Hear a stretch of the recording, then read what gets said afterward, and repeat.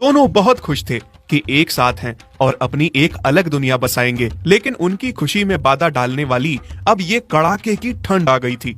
भोला देखो ना, कितनी ठंड पड़ रही है।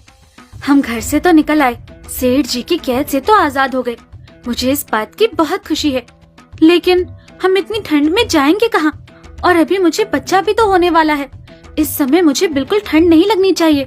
न हमारे पास अभी घर है और न ही रहने का ठिकाना। हाँ चंदा, मैं जानता हूँ इस समय तुम्हारी बहुत देखभाल करने की जरूरत है, पर तुम मुझ पर छोड़ दो, मैं सब ठीक कर दूंगा। बहुत दूर चलने के बाद चंदा को एक लावारिस झोपड़ी दिखती है।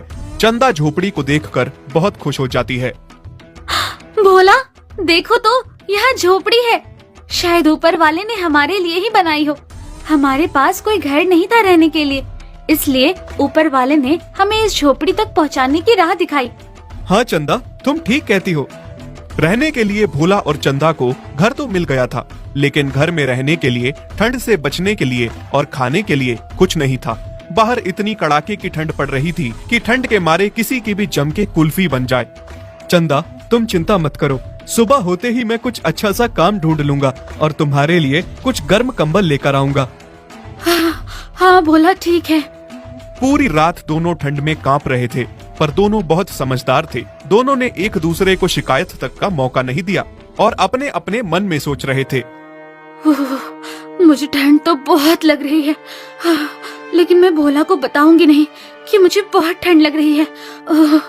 अगर मैंने उसे बताया तो उसे बहुत चिंता हो जाएगी। चंदा, मैं जानता हूँ तुम्हें बहुत ठंड लग रही है, लेकिन क्या करूँ, बस सुबह होने का इंतजार करता हूँ। सुबह मैं कोई ना कोई इंतजाम कर लूंगा और किसी भी हाल में तुम्हारे लिए कंबल लेकर आऊंगा। रात भर चंदा को ठंड में ठिठुरता हुआ देख भोला सुबह सुबह ही काम ढूंढने के लिए निकल जाता है। अरे, ये भोला कहाँ गया इतनी सुबह सुबह?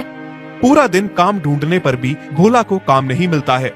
बस कहीं थोड़ा सा खाने को मिल जाता है, उसे भी वो चंदा के लिए ले आता है। अरे भोला, आ गए तुम? कहाँ चले गए थे सुबह सुबह, और वो भी बिना बताए? मैं काम ढूंढने गया था, लेकिन मैं किसी के काम का नहीं हूँ। मुझे कोई भी काम नहीं मिल रहा।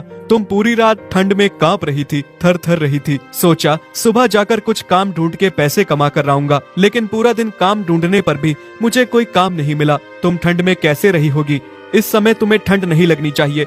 बहुत जरूरी है कि तुम्हारी अच्छे से देखभाल हो। हाँ, तुम चिंता क्यों करते हो? सब ठीक हो जाएगा। इतनी जल्दी हार मत मानो।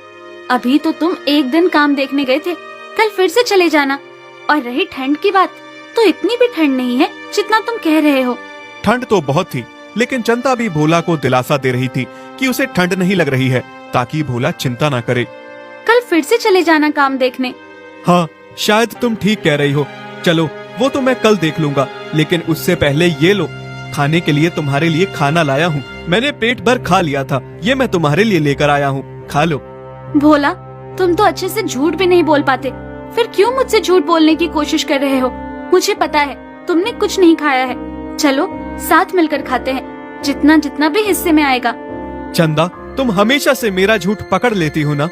फिर दोनों मिलकर खाना खाते हैं। आधी रात के बाद ठंड और ज्यादा बढ़ जाती है। चंदा, सुना है शहर की ओर बर्फबारी हुई है, जिससे तेज हवाएं इस ओर भी आ रही हैं। इसलिए आज रात कुछ ज्यादा ही ठंड लग रही है। हाँ हाँ भोला, तुम सही कह रहे हो। तभी तेज हवा से झोपड़ी का दरवाजा एक गिरता है, जिससे अंदर और तेज हवा आने लगी, ठंड लगने लगती है। अरे रे रे, दरवाजा टूट गया।